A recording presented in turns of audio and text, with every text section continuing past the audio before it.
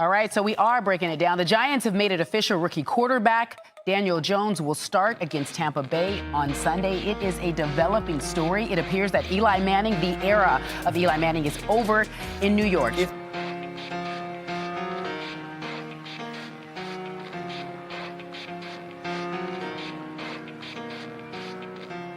It starts with 37-year-old Ben Roethlisberger needing elbow surgery that will keep him out for the rest of this season. That means the Pittsburgh Steelers have lost Roethlisberger, Antonio Brown, and Le'Veon Bell in an instant.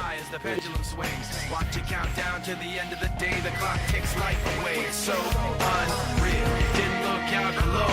Watch the time go right out the window. Trying to hold on to didn't even know or wasted it all just to watch you go. I kept everything inside. Friday morning, and Ian Rappaport, the face of news for the NFL, is using the term kissing disease about your quarterback, and it's WTF, Jets, Jets, Jets. I've never, ever heard of this.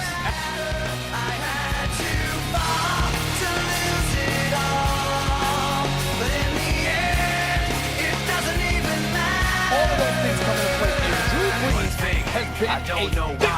This dude doesn't miss games. So the fact that Teddy Bridgewater is going to be in there now and Drew Brees is going to be out, if he's out for any lengthy period of time, I'm going to be the first to say, and I'll apologize if I'm wrong, but I'm going to be the first to say the Saints are done. They ain't going no damn place. You wouldn't even recognize me anymore. Not that you knew me back then, but it all comes back to me in the end.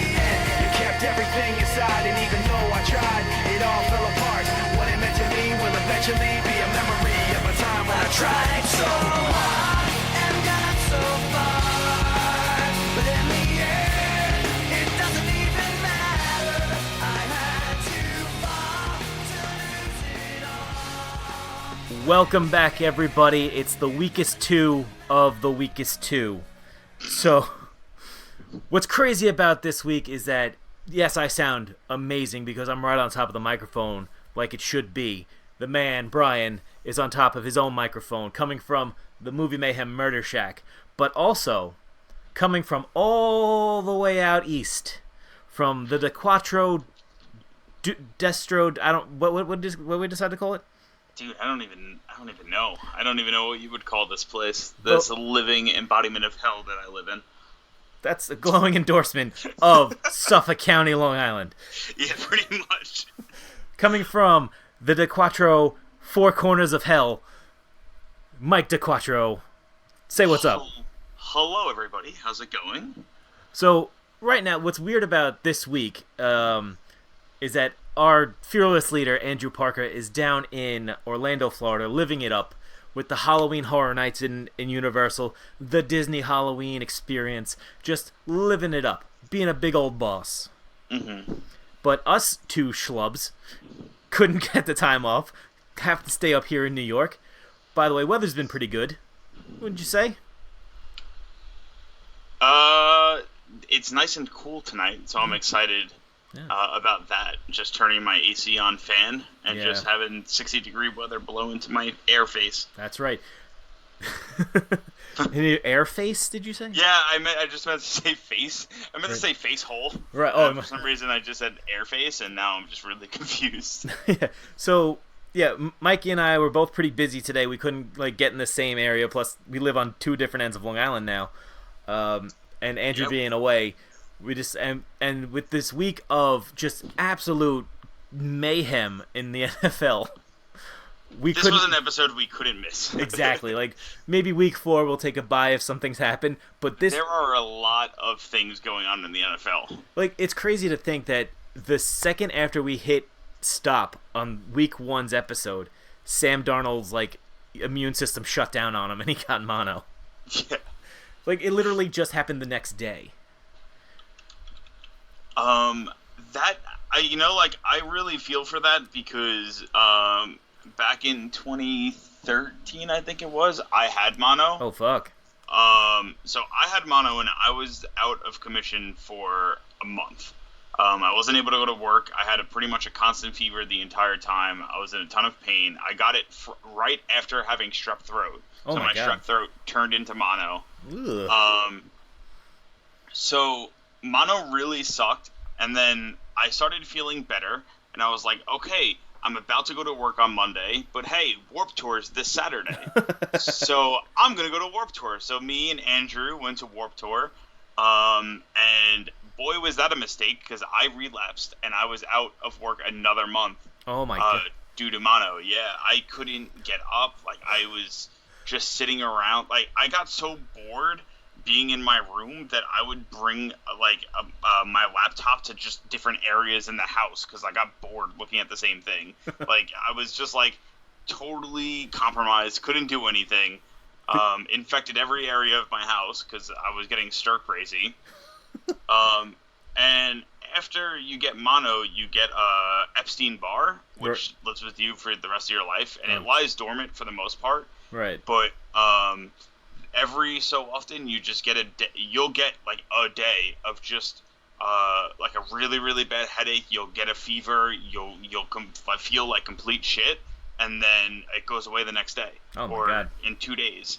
So I deal with that not so often as I used to, but maybe like once every few months. Like I have to take a day just because it like totally fucks me up. But I definitely feel for Sam Darnold. Definitely shouldn't rush to the field, especially because I think it's your spleen or your liver can enlarge, and that will burst if you have damage to it. So getting sacked by that terrible offensive line, right? Like that's the worst thing about him having mono is not only does he have this really rough disease that has these terrible consequences, but he also plays for the New York Jets, which is so much worse. So he'd get really fucked up. Yeah, like they pretty much like the way that the timetable said, it's like he'll be back for Week 5 against Philly. Which if I'm the Jets, I'm not pushing him back. I'm not saying like come back as fast as you can. They're playing the Patriots this week, then they have a bye, and then they come back against Philly. So I mean, whoever this poor fuck is like gonna start against the Patriots is gonna get murdered. Yeah, didn't their other backup quarterback get hurt too? That's correct. Trevor Siemian, his ankle got broken. Like Myles Garrett ran all over the place. We'll talk about that game a little later, because it's one of our highlighted games of the week that we cover. But we do have a couple other bits of news we'd like to get into. So sticking in New York, I guess, pretty big news. Eli Manning is done forever, or at least this week. So the New York Giants decided now is the time to start Daniel Jones after starting 2-0. Even though Eli didn't play poorly, he didn't play great. But if you look, he doesn't have his wide receivers. The defense is also dog shit right now. It's and it kind of feels like a very reactionary move for the Giants to go, okay, here's Daniel Jones. See, I agree with that, but I also kind of disagree with that. Hold on, let me... Hold on, real quick. I don't know if I agree with it mostly being on the Giants' defense. Because if you kind of look at it, although their defense is bad, that kind of, it gives them more opportunities to have the ball. And it gives them more opportunities to score when they get the ball. So that's a positive way of looking at a terrible defense. But what you have to look at is time of possession. Like that's how you look at it. You don't look at it because their team is bad. If you look at the time of possession and if you see depending on what the split is, let me see if I can pull it up. Actually, you have a fucking computer. Yeah, I do. My computer's doing 8 things right now. It's not used to this. It'll be a team. I don't know where to find that. It'd be the team team stats. Sorry, we should have actually prepared for this a little bit. We had 4 hours to prepare. Okay, so Dallas had all right. So this is week 1. Dallas had 32 minutes. Giants had 27. Okay. Which isn't.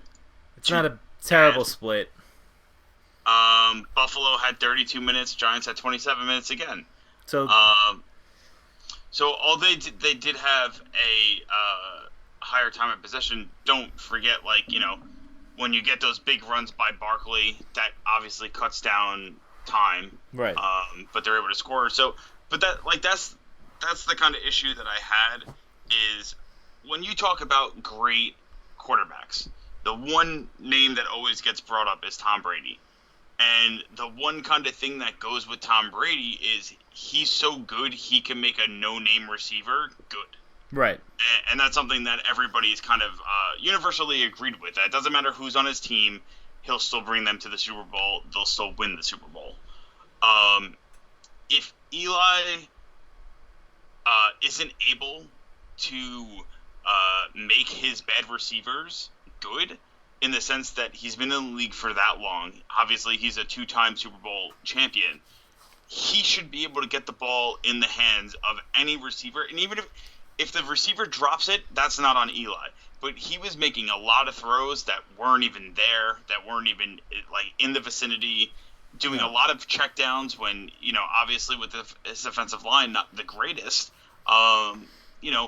It's still, the ball should still be in his control, and he should still be able to answer back to a touchdown. No, yeah, I mean, I agree. Like, I agree with you that Eli's not a kind of like, he's not a Tom Brady. He's not a Drew Brees. He's not a next man up kind of quarterback. He's a finished product team quarterback. It's like if you have, when he started playing for the Giants, they got him like Plaxico Burress. The defense was pretty much set. They got, they had Tiki Barber for a little while, but then they switched to a three-headed running game, and everything kind of like clicked, and that's why he was successful. But like in the later years, where Jerry Reese was just spending money on nothing and drafting nobodies, it was tougher for him because he's not that kind of guy to like rally the troops to him. He's a good leader, but he's not a grab you by the helmet like you got to fucking do this. I'm gonna put this ball in your chest. You better catch it kind of guy. He's a very he's laid back, and he looks very quiet on the sideline. Like he'll sit down and he'll talk to people, but he will not like pull someone to the side and be like, "This is what we got to do." Like that weird video where you see like Kirk Cousins and Adam Thielen like fighting it out last year.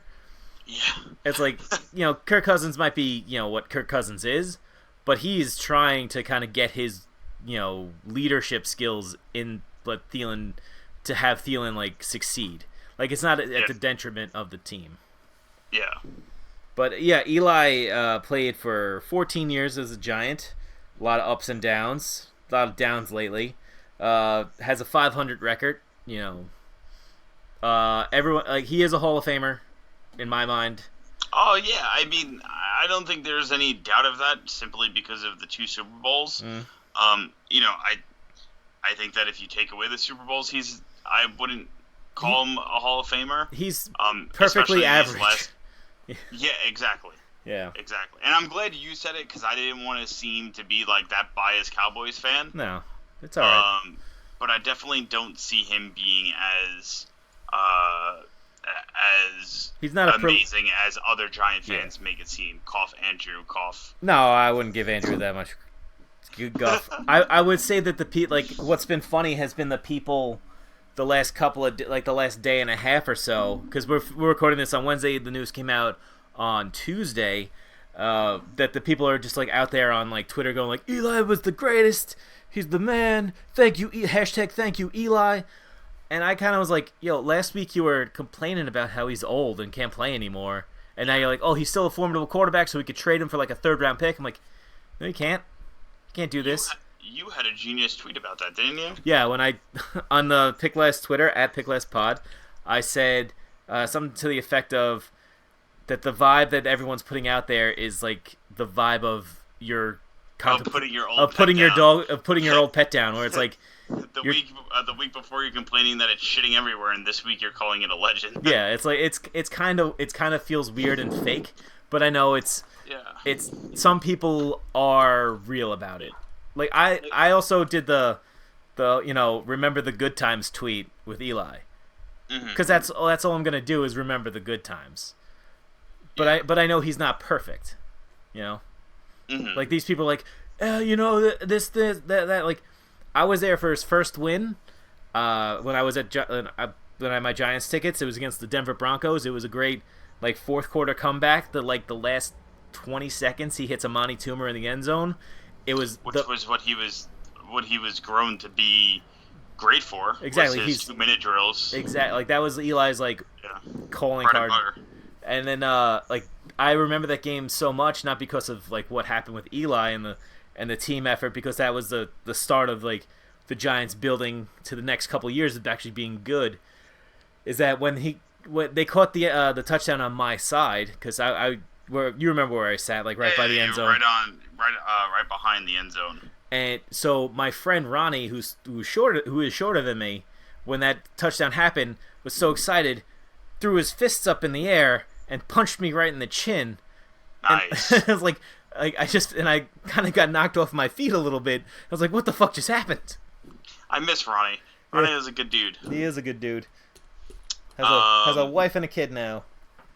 But yeah, and it was nice to see Odell chiming in, saying nothing but love for him, Right. and stuff. And I think that's I don't know if I was talking at work or if I mentioned this last episode, where I'm excited to see what Daniel Jones can do.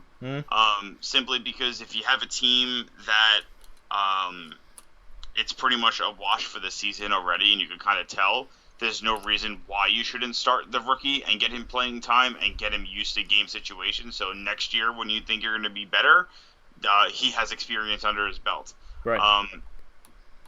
I can say that it might be a little bit too early to throw him in there, but I think there's no better time than right now.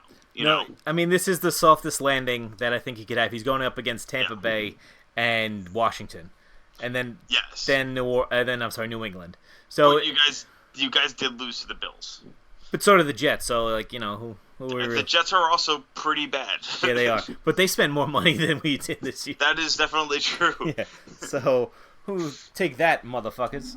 And also back on the Jets, it does bring us to a lot of the injury news that happened. Yes. A lot of fantasy teams crushed this week. Yeah. A lot of quarterbacks. Big Ben the rapist, totally out for the season. Yep, I think he has to get Tommy John or some shit. Yeah. So it looks like Tommy John. Drew Brees. Out for 6 weeks. Which is very nice because we're playing them in 2 weeks. There you go. So you're either going to be playing Teddy Bridgewater or if they bring someone in. I fucking said this at work. I was like, what really fucking bothers me? This is going to be the year where if Dallas wins a Super Bowl, everybody's excuse is going to be like, yeah, well, this person was hurt and this person didn't play and this team didn't do well because this quarterback was out. I'm like, of course, it's going to be the year of excuses if Dallas wins. But you know what the thing is? If Dallas wins and people say that, you know what you could always say? Oh, he still fucking won anyway. Yeah. Pretty much. Like if either way, it's us versus the fucking Patriots or us versus the fucking the Chiefs, Kansas City Chiefs. Yep. So I don't think anything's going to come of it. But Nick Foles hurt. Yeah, we found out Nick Foles is going to be out, I think, for the entire season as well. Yep. Who else got hurt? I feel like there was a whole just Darnold. Oh yeah, Foles, yeah. So now with these quarterbacks, especially the Saints and the Steelers, who are primed to kind of be contenders, what does it do for their team?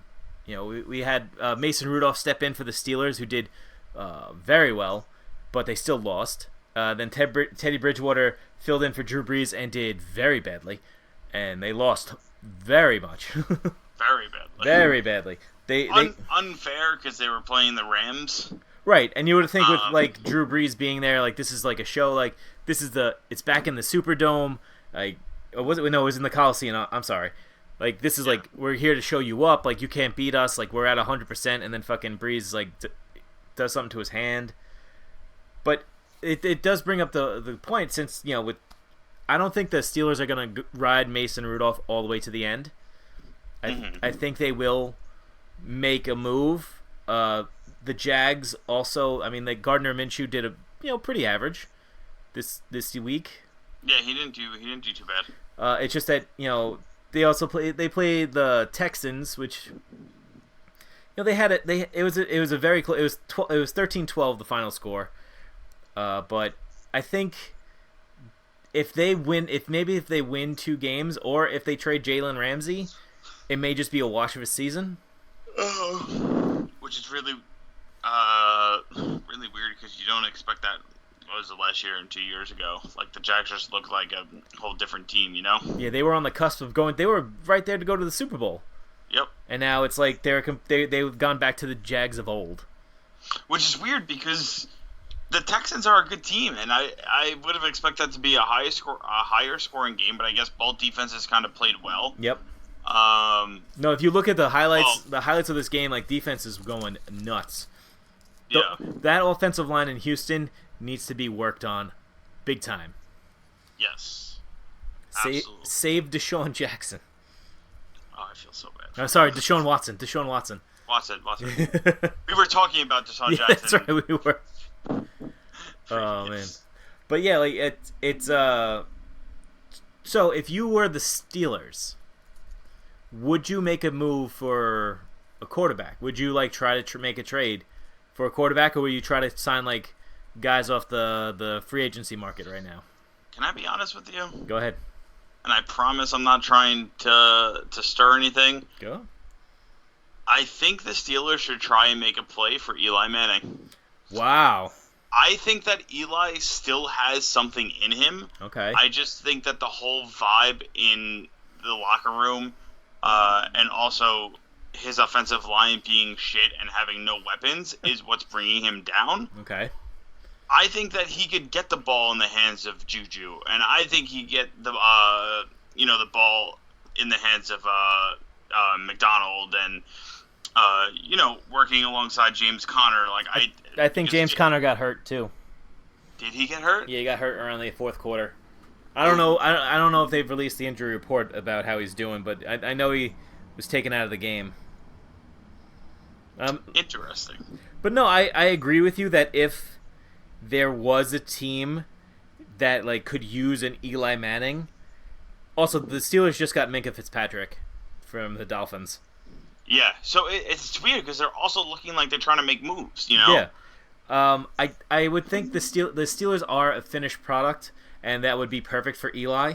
Like we said before, like, he's not there to make other people great. He's just there to continue their greatness. Mm-hmm. If you put him with, like, a Juju who's still, like, a young guy who doesn't seem to have a big ego yet, seems to be a really nice kid. You have Vance McDonald as the tight end you were saying. Eli makes tight ends. Like, that's, like, his big thing. Like, he could do that. That's his big safety blanket, and a good running back that, like, could cut through. Yeah, I think the Steelers are a good fit. I don't know why people keep on saying the Jaguars. It's just a stupid idea. No, that's a dumb idea. Their offensive line's fucking terrible. It's weird because I know if I was a fan of the Giants, I would want Eli to retire for the Giants. Right.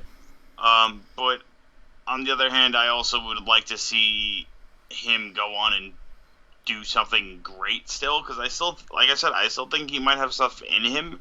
I just think that the Giants right now are not a good enough fit for him. And then, that's obviously me talking highly of him because, again, like, growing up in New York, I've seen what he's done for the state. But if he could still play ball and not be completely lost, put him behind a half decent offensive line, I think he could do something. I think he could do something special. Wouldn't that be wild that if they trade him to Pittsburgh and he takes them and he wins the Super Bowl with the Steelers? Somehow the Giants get there with Daniel Jones and it's Steelers versus Giants. Oh my God. That'd be crazy. That'd be too crazy. Who would you want to win? The Giants, obviously, but I would want Eli to do well. I just want to make sure. Yeah, I mean, I'm a Giants fan. I like Eli Manning, but I'm a Giants fan. Mm-hmm. I felt like, I knew this day was coming, but it is tough to see him play. What I was actually thinking, because with the Saints needing a guy for at least 6 to 8 weeks, depending on how Breeze handles his hand, I would think they should take a run at Kaepernick. Yeah, and he actually, I don't know if you saw the news that apparently his agent reached out to a few different teams saying that he'd be down to play. No, yeah, he's still, like, working out. He's still doing his thing. I would think. Fucking hope so. Yeah. I fucking want to see that guy fucking succeed, I would think it would be a perfect place for him, because even if Drew Brees does come back, it's such like if he gets them competitive and keeps them winning, because a lot of people are writing the Saints off right now. But if you bring in Kaepernick and he gets 3 or 4 wins for the Saints, and they're still in the playoff push, like they might not be a favorite, they might not be a top seed, but they're like going to be. I mean, it's tough right now with the NFC South. It's not. Do you think the Saints would be okay with instead of using Bridgewater, using Hill? No, I think their backup quarterback situation is such a shit show. I don't think Teddy Bridgewater.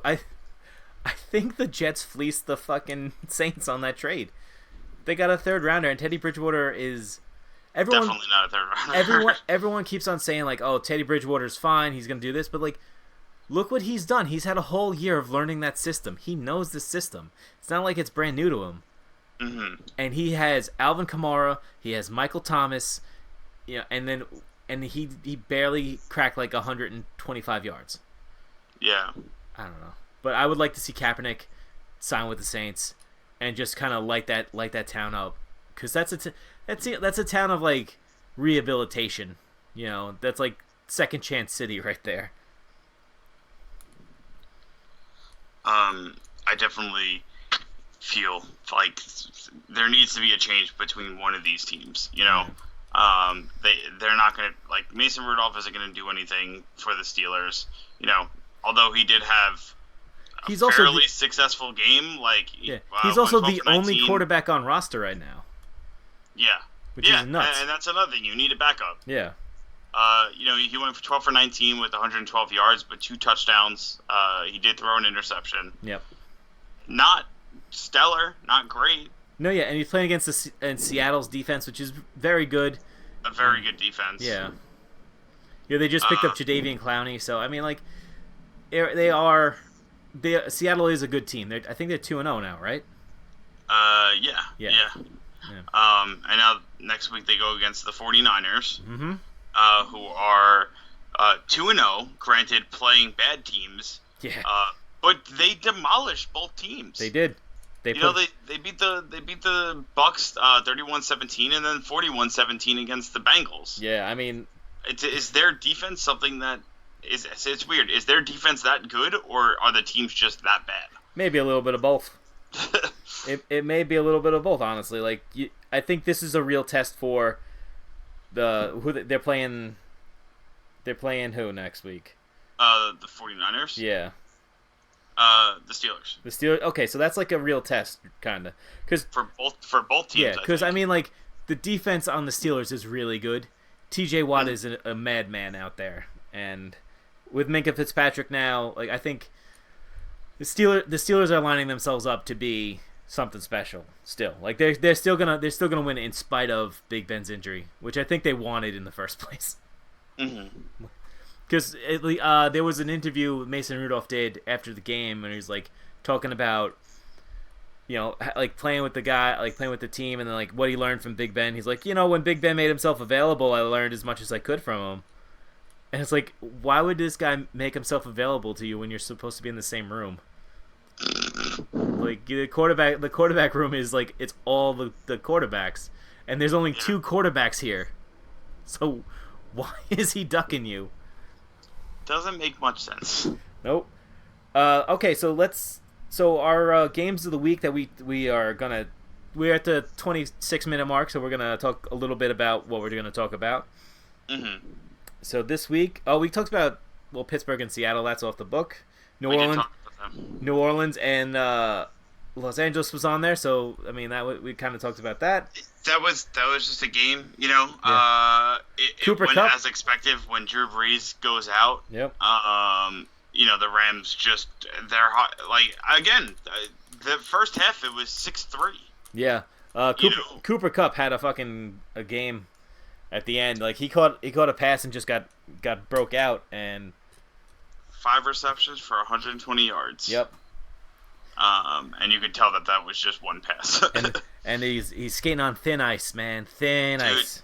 Dude, next week or the following week is my cap of when he gets hurt. Dark, very dark. Let's talk about the Atlanta Philly game right now, real quick. Holy fuck, Carson Wentz is fucking overrated, dude. He is very mediocre. I can't understand it. Coming from a biased Cowboys fan, let's get that out of the way right now. I've heard nothing about how Carson Wentz, through his career, although he's hurt every fucking week, and he got hurt this game too. How much better of a quarterback he is again when you pit him up against Dak Prescott. I don't get it. He's not clutch. He's the opposite of clutch. Last week he led the Eagles to a game-winning drive against the Redskins. So what? Redskins aren't anything to write home about. Yeah, they were scary in the first half of our game this week, but they're really nothing super special. Not saying that there isn't a lot of talent there. I'll say it. There's not a lot of talent there. No, yeah, I think no, you're right. It's just that it seems that Carson Wentz kind of waits until the second half to turn on a little bit. And with this week, he was 25 for 43, 231 yards, 1 touchdown, and 2 interceptions. And the 2 interceptions he threw were very shitty thrown balls. They weren't even contested. One was underthrown that I think Trufant had both of them, and he just kind of had to go back for. He and then listening to Collinsworth like as we always say calm himself after one good throw. Fucking Wentz was falling down to his knees and he threw a 6-yard dump pass to Aguilar, and he's like, how does he do it? He's amazing. Oh my god, I can't believe it.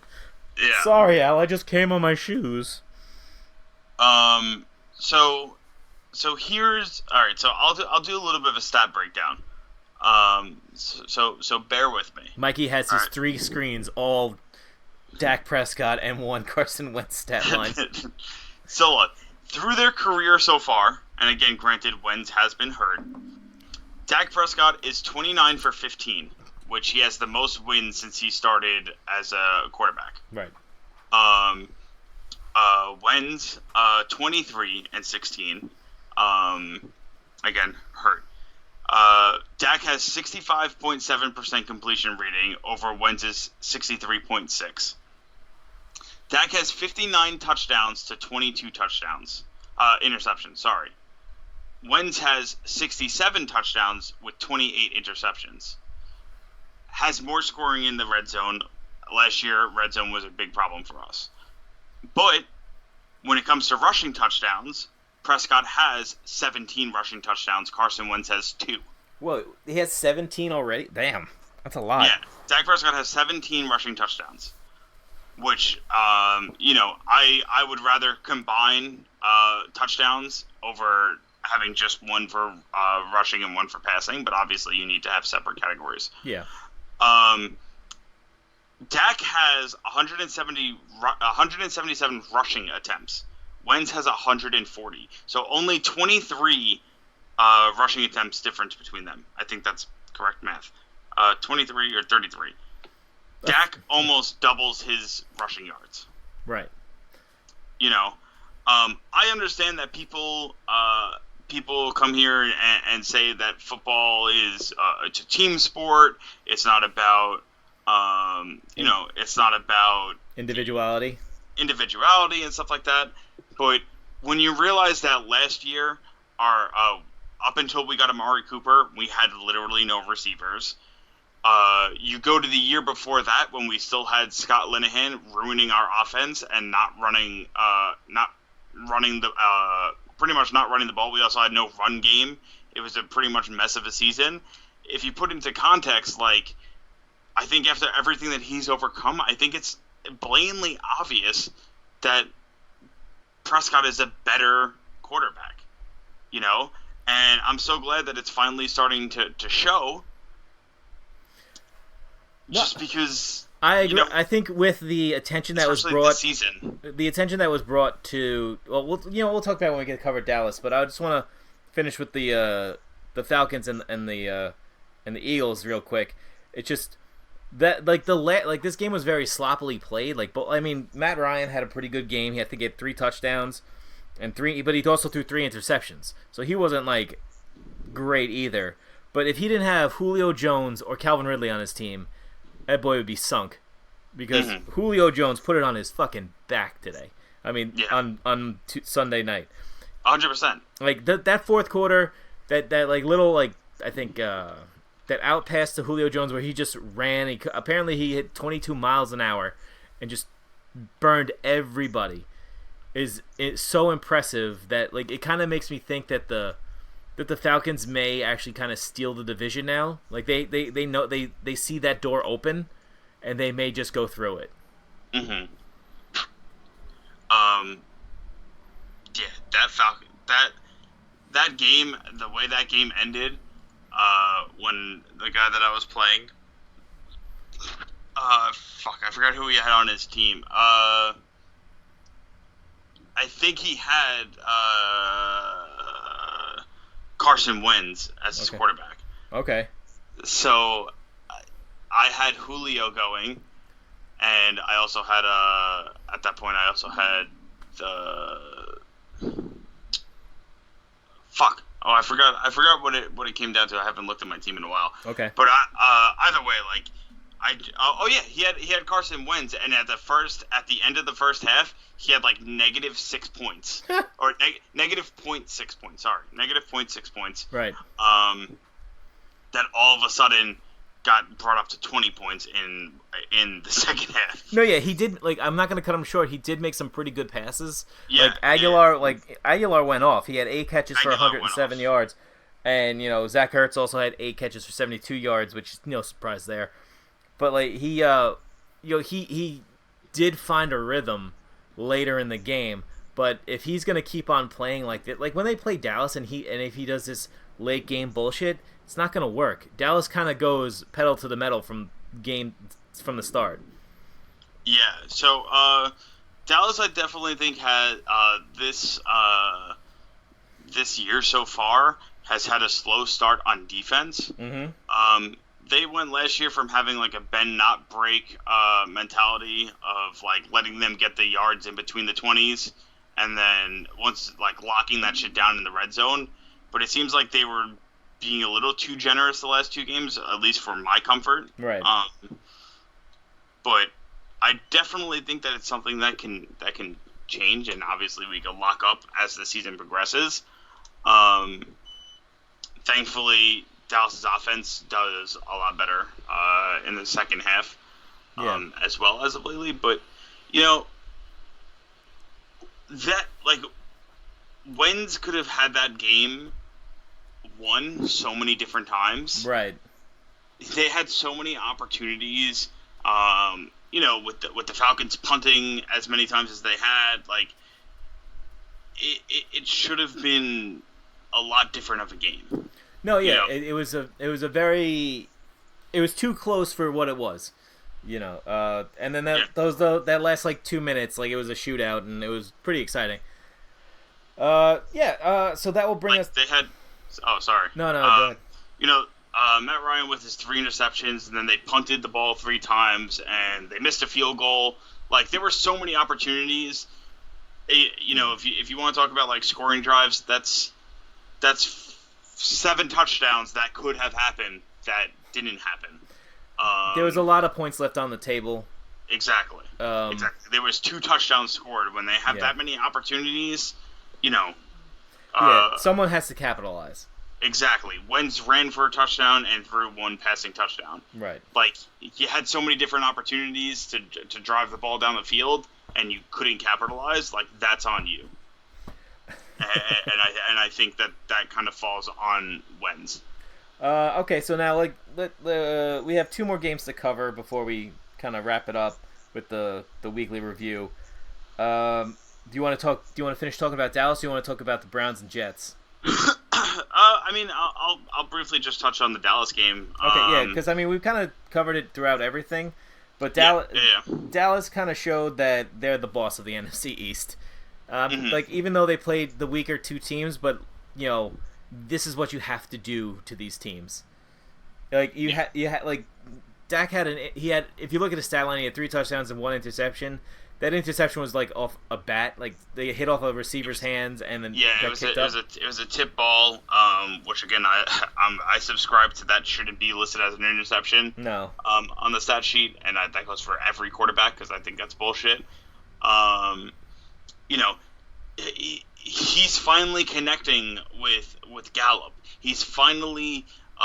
He has such good chemistry with Randall Cobb. He still has the dual threat of Jason Witten and somebody who I think that can potentially be a Jason Witten in Blake Jarwin. He only hit Jarwin once, which I think that's probably just what the game was going. Yeah, But like you were saying, like this is the receivers that he had. So he hit 6 times to Michael Gallup for 68 yards, 4 times for 44 yards with Amari Cooper, 4 times for 25 yards with Jason Witten, 5 times for 24 yards with Randall Cobb, and then 3 receptions to 74 yards with Devin Smith, who was a cast-off from the Jets, who probably could have used him, but he had some, and like Ezekiel Elliott had 2 catches, but Ezekiel Elliott rushed the ball for 23 times and 111 yards with a touchdown. So this is a team that's now firing on all cylinders in week fucking 2. And you had Dak with that 42-yard option run that finally Kellen Moore, the fucking savior of Dallas, is realizing, hey, this guy can run, and this guy needs to take advantage of. We need to take advantage of this. And I'm telling you, it fooled everybody that I know that was watching the game, and it fooled even me and my dad when they did the fake option, because the cameras all followed Elliott. Right. And like as he gets tackled, you're like, wait, he doesn't have the ball, and then it fucking cuts to Dak running upfield. Pretty much in a foot race with Josh Norman, which was hilarious. But one other thing that I kind of want to touch on this, and then we can move on. Tony Pollard got the ball 4 times and rushed for 22 yards. And that mostly came from, I think, 1 rush where he had, 13 yards. Seeing that makes me so happy that we paid Zeke. Because I definitely don't think that Pollard is anywhere close to being a star running back. No, and he never was gonna be. Exactly. I think I called that in the preseason when everyone's like, "Oh, you know, we don't have to go crazy with Zeke." I'm like, "No, this guy Pollard he's a nice backup, but he'll never be anything great. He can't pass block to save his fucking life." Yeah, and when you have somebody like Zeke who can, it's a nice added benefit. Like I said, this is a complete team, and the fact that they're just crushing people right now, like until their bye week, it's gonna be ugly for everybody who plays them. Yeah. And now, speaking of fucking ugly, let's talk about the Jets and the Browns. Holy fuck! Even the Browns looked bad. The Browns are so average. They are. Dude, I'm so telling average. you, I'm so disappointed on getting so high on them this year. Already. And look, I know it's week 2. I know it's not time to start saying that hell's coming. You want to kick a team for not running the ball more? Kick the Browns for only running Nick Chubb 18 times. Nick Chubb is amazing, and they fucking didn't even And see, this is the problem with the Odell, Landry, everybody, all these stars in one thing, is that you try to do too much. Baker was 19 for 35 for 325 yards with 1-1. But the thing is, the reason why he has so many stats is because Odell broke off an 89-yard fucking pass. Yeah. Well, great play. Which, again, I don't know why that's not ran every fucking drive. Hey, hit Odell on a slant, see what he could do. Right, yeah. Every fucking drive. Why isn't that a thing? No, yeah, but, Baker looks hella average right now. I don't know if he's hurt or anything. He looks shook. So when I was watching him, you know what it kind of reminded me of? What's that? We'll bring this back into Sunday football. Okay. If I have Nick on my team and I have PJ on my team, right? Mm-hmm. There have been so many times where Nick would go deep, and if I don't throw it to him, he'll get upset. But he doesn't realize that, the defender stops defending him once I throw the ball, so he thinks he's wide open. Right. He does. So I think the problem with Baker is he looks at one option for too long, and then when he finally sees another option, he's hesitant to throw it, and then that's what fucks him up. He got sacked so many times and knocked down so many times because he's about to lock in for a pass, and just like it's as if he like just lost confidence on throwing that ball, and then pulls back and then tries to throw again, and by the time he tries to throw again, he's getting hit from behind, or he's just getting stuffed right up front. Like it did honestly look like they were trying to hit Odell over and over and over again. Yeah, and they played into the spotlight too, I think, as well. New joke. What? I think he was also like trying to get Landry the ball too. Well, Landry only had 3 receptions on 3 catches on 7 targets. Odell had 6 catches on 10 targets. So he's trying to force them into passes, but like 18 rushes for Chubb is, especially on the Jets defense that's missing. Abysmal. Yeah. Yeah, they're missing. Like, also Jamal Adams is pretty bad. Like he not good. No. Also, did you see that he got fined for the hit on Mayfield? Yeah, that was so fucking shitty of him. Like he I don't know. Like, he's got some growing up to do, and I don't think he should be, I mean, I also don't think like Baker should be running his mouth too either. But I think a lot of people need to kind of step back a little bit and reassess what's going on. Yeah. Also, Greg Williams, shut the fuck up. We know you're salty about not getting the Browns job, but like, don't call out Odell. Kind of. So Jamal Adams tweeted saying, "This league is a damn joke. I just got fined $21,000 for this hit," and he like included the hit. Right. "I signed up to play football and not two-hand touch. Bullshit. I don't give a damn about these soft rules protecting QBs. I'm gonna play my brand of football every time I step on the field." Shake my head. So he'll be out of the league in 3 years. Yeah. So here's the thing: if you're going to blatantly call that out, there's ways to do it, and that's definitely not a way to do it. No, yeah. It's, I don't know, but like, you know what was fun? Like, Myles Garrett had 3 fucking sacks, which is crazy. But it was for what kind of game it could have been. It was hell average. It was kind of boring to watch, like, the highlights and shit. Like, just Baker overthrowing players and fucking, yeah, it's, I don't know. And also, these new Jets uniforms are so shitty. Like, I don't like them. See, I'm okay with the black and green. I think it looks pretty tough. Nah, I think it looks like shit. It looks honestly like the AFL is like. It does look like it would be in a AFL or in the XFL. Yeah, it's like, oh, I need to customize my team jersey. Like, what's the easiest option? I don't know. I need a little life in my uniforms. Mm-hmm. Yeah, so that pretty much sums up our spotlights. So to go over a quick rundown of what the rest of the league did. Oh my lord, the England...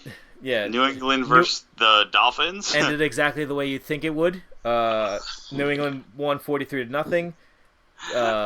Tampa Bay beat Carolina 20-14. The Dolphins have been outscored 107-10. Yeah, they're bad. In 2 weeks. They're very bad. They're a very bad team. The funniest thing about that to me is Dallas is a 3-touchdown favorite against them. Oh, really? Yeah, they opened up at a 3-touchdown, a 21-point. Wait, they're playing Dallas this week? Yeah. Come on. And Dallas, and Dallas. Oh, Michael Gallup also hurt. He's gonna be out for a few weeks. Jeez. Oh. That sucks. So this is a nice break that he'll have. Yeah. And then we go against the Saints. But oh my God, the fucking Dolphins, dude. Yeah. Was it Arizona and Baltimore had a pretty fun game, 23-17. Kyler Murray once again showed he has a big arm. Lamar Jackson on that "I'm a fucking quarterback who can run" train. Yeah. Let's see. Oops, sorry. Do you want to touch on the Bucks and Panthers? Kind of, not really. I mean, it was. I don't like Thursday night football games, and I know it was. It was hecka bad.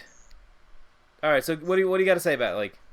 Well, I think that's another game where if you want to complain about a running back not getting enough touches. Oh, McCaffrey got 16 touches for 37 yards. Now, it does seem like they were shut down a lot on defense if he's only averaging like 2 yards. But like that's somebody that you got to keep feeding the ball and hope that he makes something happen. Yeah, like was it Greg Olsen had a pretty good game? Yeah. Did you pick him up on fantasy? No, I did not. I should have. Told you to. I should have. Instead, I picked up my old trustworthy Jason Witten. Oh, he got you a touchdown though. Yeah, which was nice. Okay. What was it? Yeah. So, San Francisco beat Cincinnati 41-17. The Lions beat the Chargers by 13-10. Packers beat Minnesota. Like we said, Houston beat Jacksonville. Buffalo's ran up on the Giants, and now the Kings of New York. Seattle squeaked out a 2-point win against Pittsburgh. Indy got their first win in the post-Andrew Luck era. Kansas City gave Oakland like 2 seconds of hope before they all right, enough's enough. Going back to the Bills, did you see that whole interaction with Josh Allen, where a New York reporter was like, "Oh, so how does it feel to almost be like you were almost a part of a New York team?" And he's like, "I am in a New York team." Yo, people forget, man. I don't understand how. But I don't know. I think people just don't respect Buffalo anymore. Like no one sees them as a threat. What was it? Fucking Kansas City. Patrick Mahomes had 4 touchdowns in 1 quarter. He's nuts. He is insane. Absolutely insane. Chicago they won by a field goal, which was big news for people in Chicago. And that's pretty much it. That's the week. All right, we're at 50 minutes. Do you want to do a quick little halftime, or do you want to go right into the your fantasy update? I mean, it's easy. I won my game 135 to 112. There you go. Some notable matchups I had was Julio Jones did pretty well for me. I also picked up the handcuff of Calvin Ridley. Smart. I do have Baker Mayfield, who gave me 16 points. So now, Brian, I need your advice. Okay. Mayfield's going against the Rams. All right. Right. The Rams defense, it's always a shootout. They never really stop teams because they're always in high-scoring games. But here's the deal. You got the Browns' offensive line against Aaron Donald, and that's not a good thing. Yeah. I was thinking about sitting him. Okay. But now I'm playing Russell Wilson against New Orleans. I would probably lean with Russell Wilson against New Orleans. Yeah.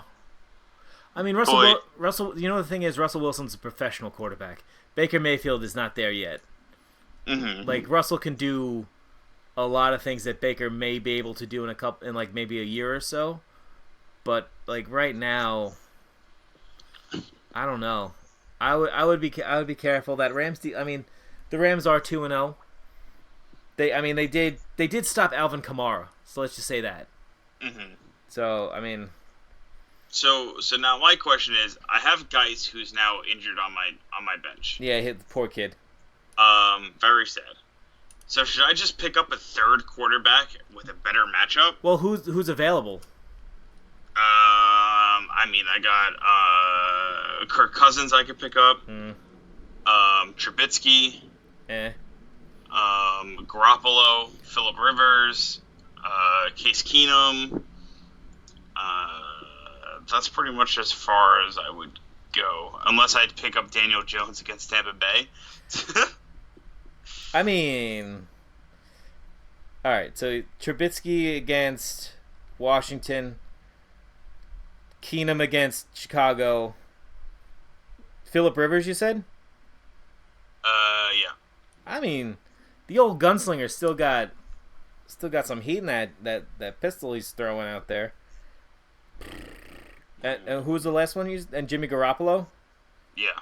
Jimmy Garoppolo against Pitt. I wouldn't do Jimmy G against Pittsburgh. Would not do that matchup. That's a trap right there. Yeah. I would look either at Phillip Rivers or Russell Wilson. I mean, that's fine. Those are two fine. I'm pretty sure I'm going to go Russell Wilson. Yeah. I'm just thinking. I mean, if the Saints are starting Teddy Bridgewater, they're like morally defeated, you know. Mm-hmm. So it's gonna be tough. But they're also playing in Seattle, so you got to factor that in.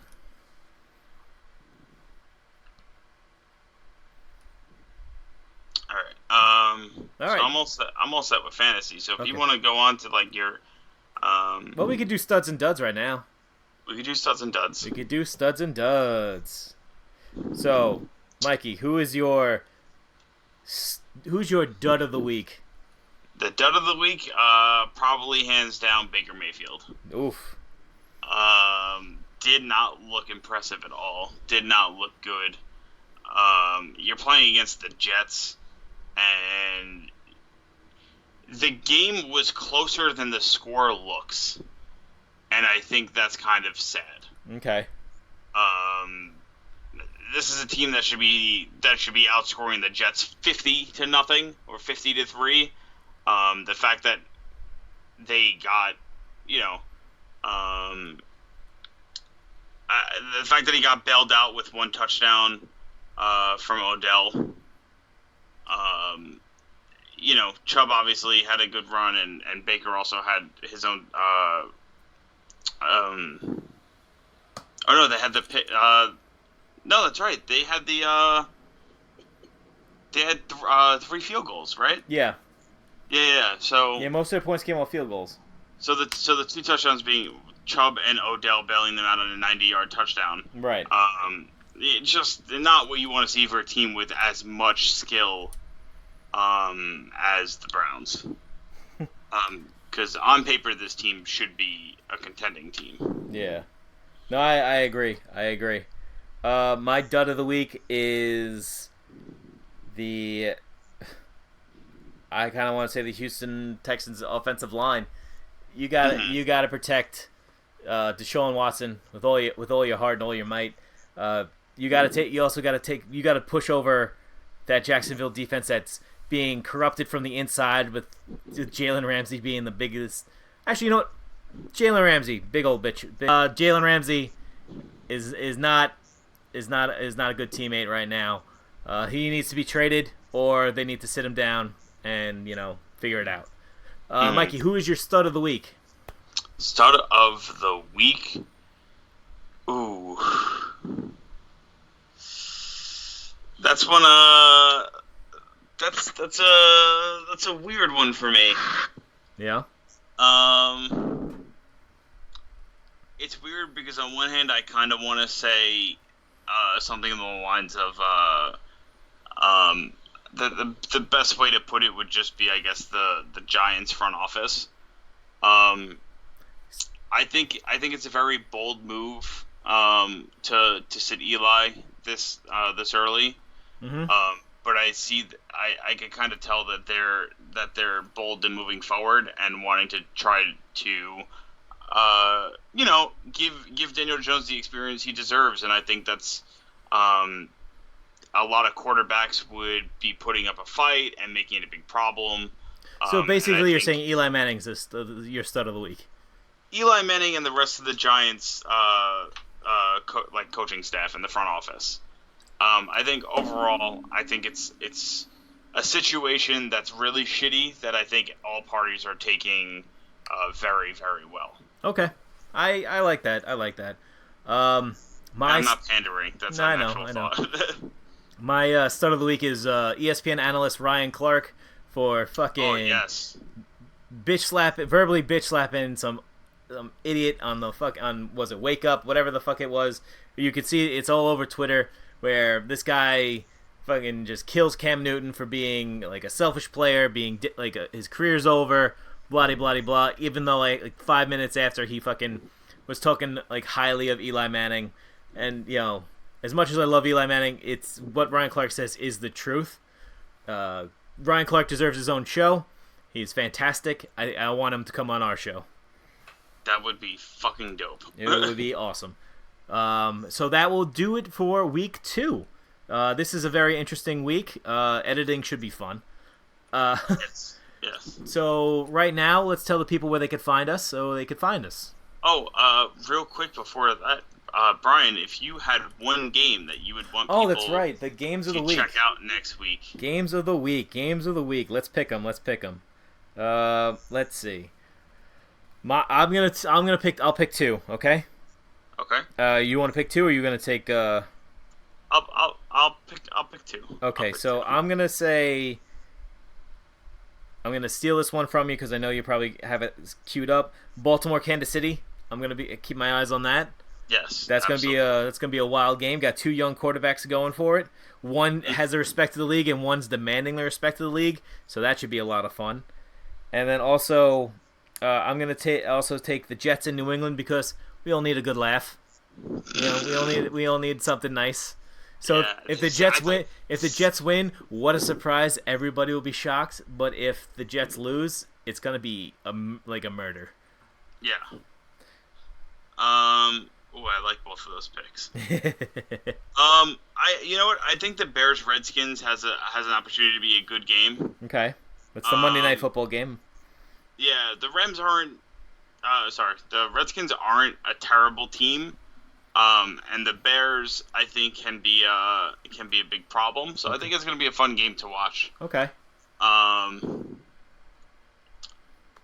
also,